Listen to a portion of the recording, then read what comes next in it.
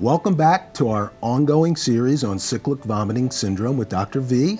I'm Steve Wartenberg, and this is Dr. Thangam Venkatesan, the world's leading expert on CVS. Today's episode is called Bridging the Knowledge Gap in CVS, and we'll talk about CVS education and training here at Ohio State and how it can help improve the diagnosis and treatment of CVS for people here in Ohio and well beyond. We have three special guests who will meet over the course of this episode. So Dr. V, why don't you get us started by introducing our first guest? So I'm really pleased to have Dr. Antoinette Pusateri. She's a third-year fellow. She's also the chief GI fellow for our fellowship. Okay, so Antoinette, how has the opportunity to work with Dr. V helped not only you in your education, but also how you help to train your fellows? Absolutely.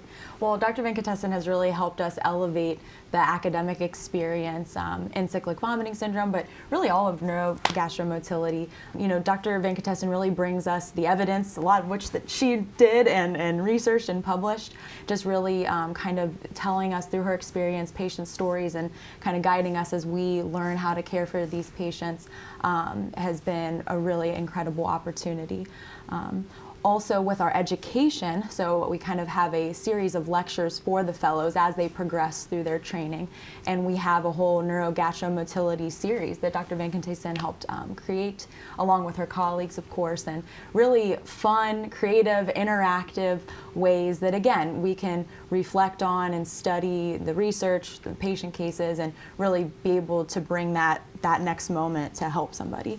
And then the research opportunities, Dr. Venkatesan brings that research just experience and how to do research, how to ask, these focused clinical questions, and that helps us no matter, what field of GI we end up going into. Wow, do you know what field of GI you're going to go into? I do. I actually will be going into inflammatory bowel disease, so the care of patients with Crohn's and ulcerative colitis, but I mean, that's exactly, what we talk about, the kind of disorders of the gut-brain interaction happen in all patients, and so everything that we talk about and we learn and study, or I know I'm going to use to help my patients as a specialist here too. Yeah, and I really do need to give a shout out to Antoinette, and so we've worked very closely with our fellows, and I really think it's very important to foster the next generation of learners. So I think definitely the learning experience, not just in clinic, and with Antoinette's help, we have a whole series of presentations and lectures, and this itself is something that I'm very grateful that Antoinette could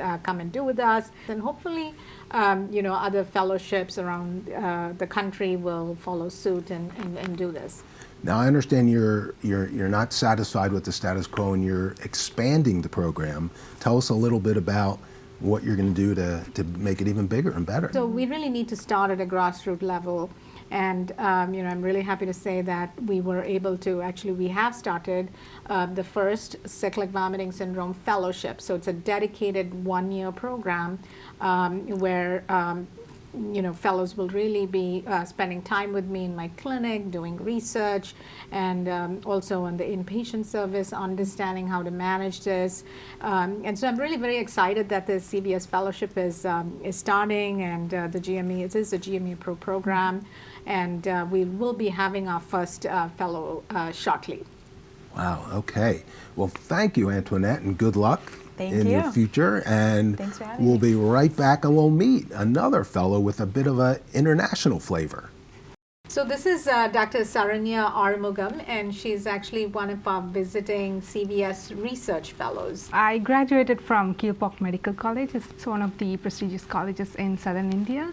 I've always been interested in gastroenterology, especially the GI neuromotility disorders. I wanted to be a physician scientist. I came to know about Dr. Venkatesan's work in cyclic vomiting syndrome and how she's trying to navigate her way into this difficult disorder, which we have a very poor understanding about, and being able to contribute in some way to help people with this condition with CVS research has been really great, and I'm looking forward to further research in the future. How do you think this year here is going to impact your future career? Because I wanted to be a physician scientist in US. Here I'm learning a lot about US healthcare system, and I'm learning about research, and I'm also shadowing Dr. Venkatesan in her CVS clinic. And I think this is kind of facilitating me to have a smooth transition into my residency period. Yeah. So Dr. V, you're creating an international tree of mentees. So why is that important, and who's next? Cyclic vomiting syndrome is not something that's only prevalent in the US. I think it's actually very underdiagnosed and misdiagnosed. And one of my goals is to increase awareness of CVS, not only nationally but also globally, because I think it's very important. CVS affects people wherever they are. Really, my intent with this aspect of the educational initiative is to have people from different countries. They come and they learn about it, and they really take all this back to their country. Right. And I think it's important to make these bridges so that we can actually work globally as a community. So the hope is that this will inspire them to really pursue careers, either clinically or become physician scientists. But ultimately, this is all going to grow. Saranya, thanks for joining us, and good luck in your career here or wherever in the world it takes you. And we'll be right back with our third special guest. So this is Dr. Abdulla Nassar, and he's actually one of the hospitalists at the Ohio State University. And he's really played a very pivotal role in a collaborative effort to develop what we call clinical practice guidelines for the management of CVS at OSU. Oh, so Abdullah, tell us how you two met and began to collaborate. Yeah, sure. So almost my first year, I was fortunate enough to be introduced to Dr. Venkatesan, and we decided that we need to develop a local clinical practice guideline for the management, the diagnosis of cyclic vomiting syndrome. While we have the national guidelines, I think it's very important to really sort of make sure that people are aware, hospitalists and providers and even ED physicians are aware that there's a national guidelines to make it easy for providers in an inpatient setting to follow the guidelines, because you can have the best guidelines in the world, but A, if nobody's aware of it, and B, if you don't make it easy for them to follow these guidelines, it's not going to work. Yeah, so when we decided to come up or put together a team, we realized that it had to be a multidisciplinary team that involved a representative from ED physicians, emergency department, representative from nursing, pharmacist, hospital medicine, gastroenterology, as well as case management. Once that team was in place, everybody was able to add something to the process, and we were able to finalize our own OSU clinical management guideline for the management of cyclic vomiting syndrome. So if I understand this correctly, there's national guidelines that you help develop. How do we incorporate these locally for patients that you may not see, but you're going to see in the hospital, either in the emergency department or inpatients at the Wexner? These are the steps we need to do to treat these people properly. Correct.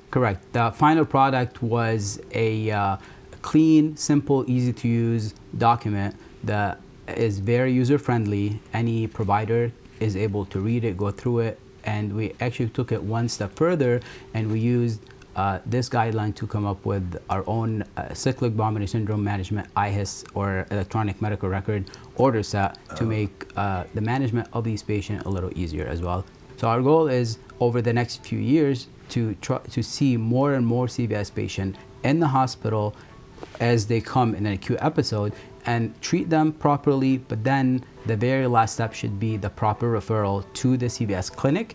And so now the ED department and the hospitalist section understands that there are these care plans, so there's less frustration on everybody's part. There's a very clear pathway now. So putting together this plan, where are you with it? At what stage is it in?